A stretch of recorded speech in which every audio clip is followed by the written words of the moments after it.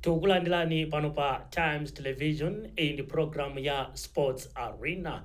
Ine ndi Williams Gondwa ndili ndi Mike Ndala ngati mlendo wanga mprogramu iyi. Kwambiri tiunikiratu masolo a round of 32 mu mpikisano uja wa FDH Bank Cup. Kunalinso masolo a netball taona kukhazikitsidwa ku mathero a sabata yangotayi masolo aja a FDH Netball Premier League. Kunalinso masolo okhudza mpira wa miyendo watsikana mu National Bank of Malawi Women's Premiership. Kukakhala kunja kwa dziko lino taona timu ya Arsenal ikugonjetsa Manchester United mu masolo amene ayamba sabata imene yangotayi. Nde tili ndi izi komanso zina tingokupemphani kuti ino mukhale pomwepo.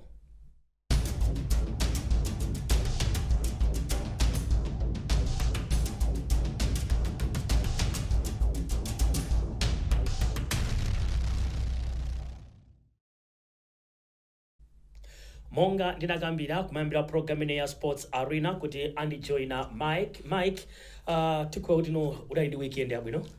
Ya weekend nanga sitikamba tikafika tsiku ngatiro kwambiri timaona kuti no weekend yaenda bwanji. Ya timaona kuti mathero a sabata kunali zodani weekend yoti Premier League yayamba, weekend yoti La Liga, weekend yoti Championship simunavutika kumpira. Ya sinasowe chochita. Nkhani ndicho kuti magesikola azingokhala kuyaka basi. FDH Bank Cup, netball, tauna women's football. Kunali masoro no kumando kuti weekend imene ndiye ndilowere no kutino. Nkhani yayikulu magesa akhale akuyaka ukhale ndi bando. Bas, you are sorted. Wampira wani. Dedo tete tamba ndizokhuza masoro ampira wa miyendo. Tinaona nditu Football Association of Malawi Farm iwika masoro aja a round of 32. Wanaona ndi masoro amene no amakhudza matimu am Super League.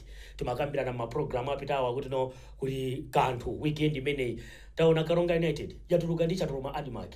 Taona masoro osiyana-siyana amene analipo taona a Bullets mwina titangona ma results a FDH Bank Cup kuti no weekend imene ayenda bwanji zotsatira kuti no zinali bwanji tione no kenako tiyambe no kusakatwa kuti no masoro awa anaenda bwanji nanga masoro awa anaenda bwanji ndi mpikisano wa FDH Bank Cup ma results ndi amenewo mzanga Mike round of 32 Civil Service United inatenga kubwereraso tuone kuti no inaliphana ndi Chitipa United mu 90 minutes 0-0 koma tinaona Chitipa akutuluka pa mapenalty Civil kupambana. Ndetoneso masoro ena amene aseweredwa utakuona kuti Moyale Barracks yagonjetsa Ekaya 2-1 timu ya Karonga United kutuluka ndi Charoma Admark magame nali 1-1 90 minutes 5-3 pa mapenalty.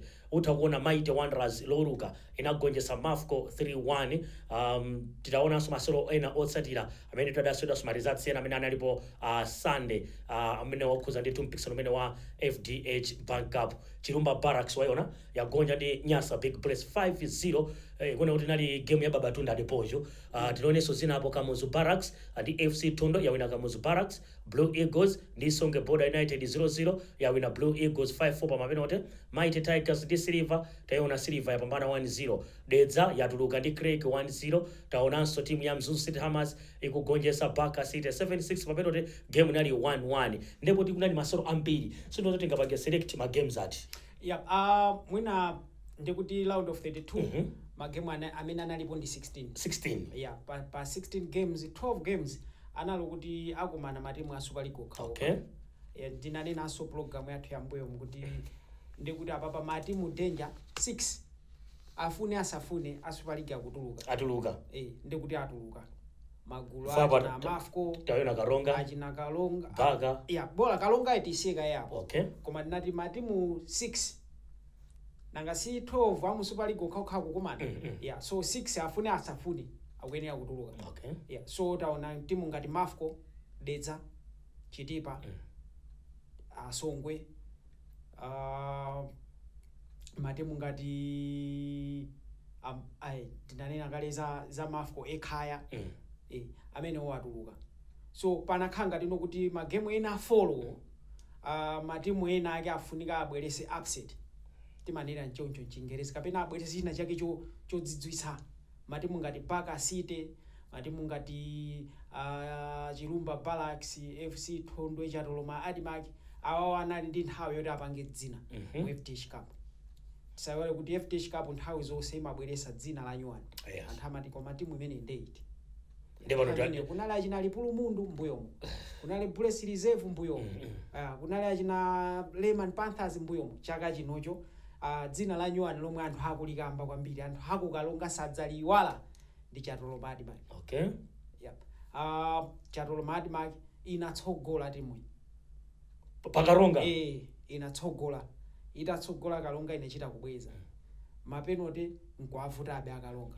So akuoneka ngati mwina hangover yochinya Bulesi kubwerera ukuku. So one would wonder kuti akapeza point yobweza zigoli zitatu ndi Bulesi ku Blantyre, Chatolo Madimaki ndikapeza ukalonga penipeni pakwawo ndikuagonjesa. Zimakhala zowawa kwambiri kwa matimu ngati a Super League. Tisaiwale kuti chikho chomwe changotha kumene cha Airtel, Kalunga United dinam semi-final. Komano ndi mpira, ife monga iwe ndine opanda matimu timakondwera kukamakhala malizasi awa. Asamankhala malizasi olowa. Obvious kuti Kalunga United iwina, Bulesi kapena iwina. Chabuno nditatiye tapita tu pa game ya Nyasa Big Bullets ndi Chirumba Barracks. Kumeneko ndi zigoli zochuluka zimene zagoletsedwa mu round of 32. Bullets yanya zigoli 5 pa Chatoloma manga pa Chirumba Barracks kuchitipa. Unaona bwanji taona Babatunda Adepocho akugolesa zigoli 4 yekha. Game iyi danger. Bullets ilangosogola 1 kena ku 2 basi. It was just a matter of kuti zigoli zo Bullets ichinyazinga. Okay. Utaona taona chigoli chimene cha Babatunda. Bullets performance yawo season iyi yakhala ili yotere. Ikumakhala kuti akachokera ku game ina ya disappointment. So kali kumakhala wasatira wina. Anayamba ndi Silver Strikers kuwina mwachisanzo league kulilongwe. Next game amenya ndi Craig pa stadium. When everybody thought kuti Craig ijai chinyaza mbiri mu Airtel tokweti, game inatha 0-0. So mkwiyo wina unagwira kukhanga Craig yomweyo mu league 4. Atathapo anakhala jijiri ndi timu ina kumati koma Bulesi ingokhala ingokwera kutsika. Anthu okhumudwa. Next game Songwe 7. After wina 7 ndi Songwe, game inayo jijiri ndi Tigers umati Bulesi mpaka inachita kuchinya kumalizira kwenikweni. 80 minutes itadusa kale. Anthu umati Bulesi kodi ndi chani? Next game Chitipa 3-0. So Bulesi analuza ndi Blue Eagles. Anthu ngoma yembekeza kuti kuawe 6 points ikakanika koma kuanakatenga 6 points kwa Nzuzu City Hammers ndi kwa Mafco. Anthu mati Bulesi no ndi abwera papano ndi zikuchitika kubwera pa stadium filifili ndi Kalonga. Anthu mati filifili ndi Kalonga ndi kuti akangopita kuchitipako sana menyeko kakhala koyamba Chirumba sakuiziwa. Chirumba ya National Division kuli ma player ena ndena okuti amenyapo Super League mu Chilumbamo koma uko 5. So zili ndi Bulesi kuti next game yawo yomwe akumenya ndi Chitipa weekend mu league apanga motani. Nditatete mufurokoza Nyamatali Babatunda Adepocho. 4 goals. Babatunda Adepocho danger kupatula pa zigoli 4 zomwe wachinya papa and zigoli zomwe wachinyazo danger ndekuti iye zigoli zonse 5 watengapo mbali. Because timanena kuti he has had 5 goal involvements in this game because wachinya 4 and amene anampasira ja ananga gumbo kuti achinye. Unali through boy Peter Banda ndikumpasa baba layoff kwa ndikuti wapanga assist ndikuchinya zigoli zina ndikuti game inali yake basi. And apapa uyu has set a new record. Okay. And he has set a record yokuti is now the all-time top scorer wa FDH Cup. Kapena tinene kuti muzaka 5 zomwe FDH Cup ikuseweredwa pano cha 5 chisunati. Ndi player amene wachinya zigoli zambiri kuposa player wina aliyense amene anamenya po FDH. Kuyambira pomwe inayamba mu 2021. Koma tisaiwale kuti mchaka cha 2023 Bulesi inamenya ma game 4 including the final. Iye kunalibeko. Ndi anakhala aliko bwanji. So iyi ndi wake up call kwa ma striker athu Malawi munomu kuti nawonso achangamuke. So congratulations to him. Tisaiwale so kuti iyeyu pa nthawi inoyo ndi all-time top scorer aso wa Airtel top 8. So zikho follow amene zikho zitatu za knockout zomwe zikumenyedwa Malawi pano pa Airtel, FDH komanso Castelo. Ndekuti iyeyu is the all-time top scorer wa zikho ziwiri. Okay. ali ndi zigoli 9 mu Airtel Top 8. Yes. Ali ndi zigoli 14 mu FTH Cup. Koma FTH Cup uyo ali ndi magemu ena atatu that is ngati bullet izipitirira. Chabwino. Tatiye tinapita to pa game ya Silver Strikers ndi Tigers. Tinoona Tigers inalimba mpaka na ndithu chakumapeto pene imachinyisa ndi timu imene ya Silver Strikers ndikuti ungayifotokoze bwanji Silver Strikers kumwera mmasero ake ndi Tigers tisanawaonenso zokhuza round of 32 ndi game ya Wanderers ndi Mafco. Wanderers Silver Strikers danger ndi Tigers tinadziwa ifeyo kuti game yake sikhala yophweka. Okay. Chifukwa chawo sichipala machinya kandi pa 76 minutes. Yes. Kandi pa so ineyo kwa ine chomwe ndingalangize a Tigers. Tigers is a good side danger. Komano anakapeza striker. Because Tigers ikuchita china chilichonse. Okay. Ikuchita china chilichonse. Pamene pakumavuta nditsogolo. Chifukwa Tigers itati izichinya game ina iliyonse olo itati izichinya chigoli chimodzi. Utakuona pene kuti inapulumuka Tigers fa Silver Strikers unali mwayi inali move yabwino utakuonanso pamenepo. Anali ma chance ambiri a Silver Strikers. Komanso Tigers player awo panopo danger ikumakhala promising koma utsogolo alibe ma hitman. Ineyo atangopeza a Silver Strikers izizolo kuti uyankhule ndi team manager ka White Suzumire uyankhule ndi coach Leo Mpulula kapena assistant Dambo akuuza kuti feti tangopeza ma striker awiri abwino okuti awawo ya assured kuti tikapeza chance achinya. Tigers is a very good side. Komanso chinthu china of course outside kuti game uyo komanso Silver sikoisiya apo Malawi munomo tikazaluza Tigers danger chizakhala chinthu chomvesa chisoni kwambiri. Anthu ena ake the corporate world should come and rescue Tigers. Tigers is a danger kungokhala ma player aja kuti ali assured kuti pa tsiku lakuti ndilandira ndalama salary ilo. Game iyi ndikangowina at least 50,000 bonus ilo. Tigers ndi timu yopsa kwambiri. Kupita ndikato training. Ndikapita ku training ndilandira transport iyi yabwino kupita ndikubwera. Pa date la pa mwezi salary ilowa. Ndikangowina game bonus kandi 40-50 ilowa. Tigers izizi kungotheka. Tigers ndi timu yopsa kwambiri. And Tigers kuti ikanike kupanga survive danger ineyo kwa ine sikhala nkhani yapa ground. Chabwino. Koma ikhaina. So Silver Strikers congratulations to them. Akuchokera ku draw yomwe anamenya ku Silver Stadium. Yes. Anthu amaona ngati nokuti mwina ikafikaso apa ivuta mwina ifika mapenalty koma tinene kuti wankulu wina ali yese wadusa fa akuteteza chikho cha Brigos anavutika ndi Songwe. Yes, zinadabwisa result yodabwisa so kunena kuti Brigos isakhale kuti mwina timu yatsoka yokuti Songwe chipambana chawo choyamba chiyambire pa iwo pang'ono zikanatha kutheka koma mapenalty mapita mbali na iliyonse yaonetsabe ukulu. Inatenga chikhochi pa mapenalty apaso akumenya round of 32 pa mapenalty ndi Songwe adutsanso. Chabwino.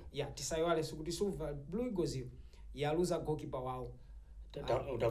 Joshua Waka wapita ku Ekhaya. So goalkeeper winayo ndikukhulupirira kuti amaonera zomwe Joshua Waka amachita. So congratulations to them. Tikukhulupirira kuti round of 16 ikhalaso. China chose chakuza game ya Wanderers ndi Mafco pana chodabwisa chose apart from Zigoli. Wanderers I expected them to win. Okay. Chifukwa chokuti nanena so last week kuti anthu akudziwana.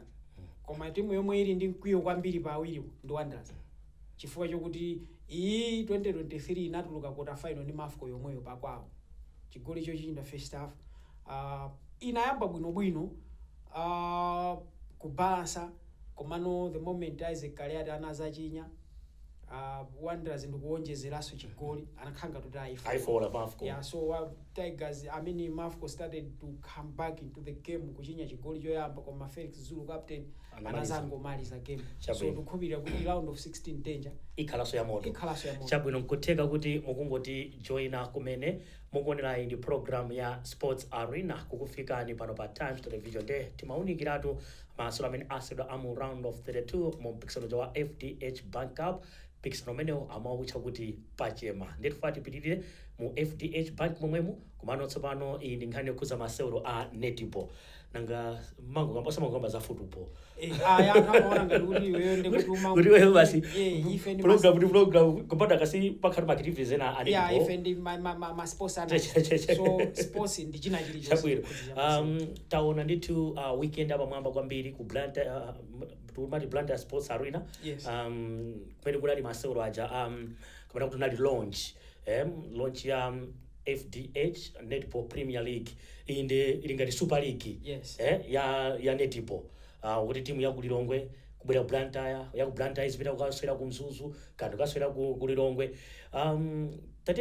tinaona ndithu masolo tsekulira mpikisano umene unamba ndi mwambo wa pamwamba kwambiri kunali parade mu mzinda wa Blantyre akuluakulu ku FDH komanso Netball Association of Malawi motsogozedwa ndi Gubuduza utha kuona ndithu mu zithunzimo kunena kuti no iyi ndi parade imene inachitika ku mathero a sabata imene yokhuza ndithu masewero ane kubwera kwa netball Premier League ukuona bwanji choyambirira denja tiyamike banki ya FDH iyi kuti samala ikuti tukula kumbali ya zamasewero Malawi muno ya awa ndi main sponsors a Flames komanso akupanga andrama amaithandiza nthawi zina Scorchers anayigulira basi Flames icha apapa abweranso ku netball poyambirira apo denja mona oneratu kwa kumbusa mwina ena samazitsata bwinobwino mpira umamenyedwa mzigawo basi kunoko kumakhala matimu amphamvu makhala Diamonds muna Tigresses Giants ufozi nayo ikupanga Fed yomwe inali MTO Queens icho koma panupo kuti kwabwera Giant wina kumwera kuno ngati Prison Sisters kupa chigawo chapakati kumene kuja kunali achina Sivonets Blue Eagles MDF KB Beatrice Mpinganjira kumpoto kunali achina Moyale kumene kuja so zimene jazo competition si makhala yeniyeni chifukwa kuti zimachita kudziwika kuti noko ngati sikhala Tigresses champion akhala Diamonds chimozimozi chigawo chapakati ngati sikhala Blue Eagles umachita kuziwa kuti ikhala Sivo chimozimozi kumpoto achina Moyale tani naye so competition yake imakhala kuti ena amapita ndikumangonena kuti apapa ndi kuti taferatu basi akulu ndi awo utakuona game yoyamba ayalo chimene kuna amaka kukoma Diamonds imomwe ndi timu ya Vanessa Sisters 34 ku 23 kukoma Diamonds kupambana ndi utakuona kuti no sinali inali game ya uje pamene mbuyo mukukomayo ikamamenya ndi anzawo akuno mafika 70 imafika mwina akukomayo 120 enawo 2 kuitozowa kuti margin yo ngati kuti angwapasa koma aya dizinali ground izizi ndi zomwe zikuonesa kuti netball yathu at least Malawi Queens ibwerere pamalo pomwe inali kunaliso game ya Sivonets umakamba ya Kulilongwe ibamwe andi Tigresses ya ku Blantyre Sivonets 42 Tigresses 36 Tigresses yo ndikuti zomwe ndimanena zicha izikuonesana kuti Tigresses imango aonerera kuno ikamamenya ndachi na Machinjiri Sisters achina Chilomoni achina Shizaera azaonerera yo aja apapa azikumana akulu in fact apapa no selection even ya national team ya netball Malawi Queens ja ikhala yamphamvu no osewera akhala no ndozota awano ndosewera aluso yes denja akakutenga iweyo akakutenga Queens icha uzichita kungokutenga kokha uzinyadira kaya ndisakamenye koma at least anditenga kolapo yokha maiko ena denja opya pa masewero kungokutenga kolapo yokha kumakhala chisangalalo kuti antenga Brazil national team ya football iweyo akangokutenga national team akocha kamalengeza kolapo kuti ino alesa makhala pa TV akangokutenga chisangalalo chimakhala ku family kwanu chimozimozi Queens yathu iyi iweyo akakutenga zizidziwika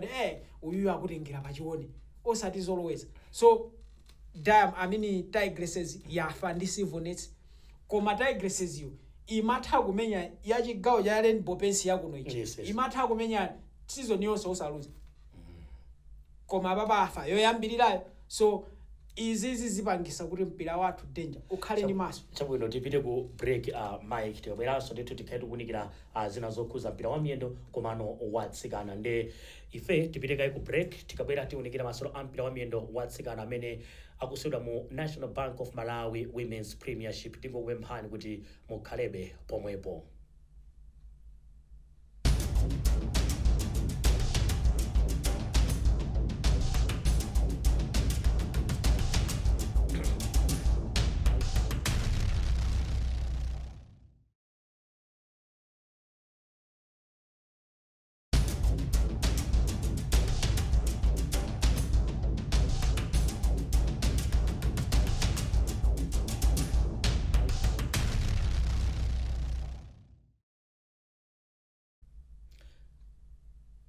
talowa gawo lotsiriza la program ine ya Sports Arena. Mike, mpikisano ukwenda bwanji wa National Bank of Malawi Premiership okhuza nditu masewero ampira wa miyendo watsikana. Tinaona nditu weekend imene pa Friday paja kukoma Mtopwa imakumana ndi Mighty Wanderers Queens. Wa Wanderers wamenya wa kukoma wa Mtopwa usawere Mtopwa imayanga noti bwere pa number 1. Yep. Just like we were saying, is an position. Kuti izinthu anagawa azina izogawa pano anabweresa no competition ya matimu a serious. Okay. Yeah. Ukusoza zinachitika chimozi National Bank Women's Premiership. Yes. Yeah. Wanderers just 2-3 seasons ago they were the whipping girls. Chapidwa basi mene anga menyedwere. Koma muntu ukamenyedwa yuleni. Ukama komaso omenya nzako we umaona ngati nokuti siku lina yake sizatheka. Papepa la Mtopwa singaluze ndi Wanderers. That is papepa. Ukamaona anthu otsata amene amatsatira women's football akundivomereza ineyo kuti Mtopwa ambirisa makhulupiriro. Koma taona Wanderers ikupanga strengthen yabweresa yatenga maplayer mizi ya Bango All Stars chaimamenya season yatha ije yasintha pano ndi Chitoliro inatengako maplayer achina Glitter Kaisi acho kubebu cha abwera ku Wanderers yatolera abwino achina nje kuti achina Tom Kazembe. Yes. Akugwira ntchito achina Dave Pashani imene kwagwira ntchito yoramandika Mtopwa ayo ndikuti yaphunzira. Okay. Because mene alili Jomo Osman sikuti defeat iyi ngambwezese mbuyo kwa iyeyo sana lose koma waphunzira. Chabwino ndeta taona no game ya Saturday kunali Silver Strikers Ladies ndi Topic ya wina Silver Strikers Ladies 6-1 aba Silver yabwera no pa number 1 ndeti kaona masero mwina titangoona zotsatira za masero amene wa NBM Women's Premiership amene anasero ndi tumatero a Sabata Yango Tai komanso tuonanso log table yawo kuti no ikwenda bwanji. Mwina tisanabwere ku log table tatipatsani ndi ma results amene nditu aseweredwa ngatingate ukira mwamsanga fa magambo ti Silver Strikers Ladies ndimene ndi 12 points utakuona apo Ascent Soccer Academy ndi 9 points kukoma Mtopwa yabwera pa number 3 ndi 9 points Mighty Wanderers Jamaica Mbaija in 9 points Bullets Yazmai ndi 7 points ndimene akuyatira matimu athu menemo. Yes, danger top 5 yathu ndi imeneyo ndikuti pa nthawi inoyo Bullets sizikuyenda. Okay. Ndizomwe ndimanena zicha ikumenyedwa chigawo chakuno chokha ndikuti Bullets inkaopa Mtopwa yokha amakhala madola atsikana amenewa ankhani imali inali yokuti number 1 akha Bullets 2 akha Mtopwa kapena Mtopwa 1 Bullets 2 koma apa pano abwerano azinzawo akwaphunzitsa ne Lioness inayihoda Bullets Mtopwa inayichinya Bullets Mtopwa yo ndikukaluza ndi neighbor wa Bullets Wanderers. Izi danger ngati mpira kapena masewero in general zipangisa kuti ma national team athu ama sports discipline osiyana m'Malawi muno adzikhala mphamvu ndi competition amini ma competition ngalawa tikuona pa kuti no Bullets yamenya wa Moyale Sisters 5-0.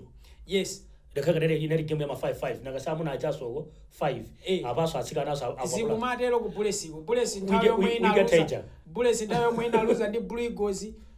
Women ya also inaluza ndi Mtopwa. Reserve yawo ndikuluza so ndi Chirobwe. Ndelo makhanga kuti zogwirizana. Komano all in all danger mpikisano u ma sponsors amene abwerawo. Tikuyamikira magulu onse okhuzidwa Netball Association of Malawi, Women's Football Association of Malawi, Football Association of Malawi, komanso National Bank of Malawi, komanso FDH Bank, taona NBS Bank inabwera ku National Division.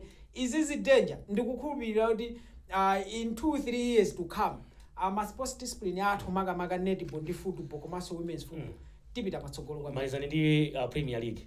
Yes, Premier League is back. Mwawina 4-2 ali Liverpool. Yeah. Tauna Sunderland wamene wa West Ham pakana gulizo seziji zitatu. Yes, danger. That is the beautifulness of that is the beauty of Premier League. No team is small ku Premier League kucha. Sunderland ineyo sinalodabwa. Okay. Yeah, Sunderland yapanga ma signings mwina 15. Chilole ni muliki. Kwa kuli ajina Lenudo Mandava kumene kucha watu ku Mozambique. Kwajoka kwa Atletico Madrid kupita ku Sunderland. kuli Granit Xhaka anali ku Arsenal, anali ku Bayern, wapita ku ajina Simon Adingla.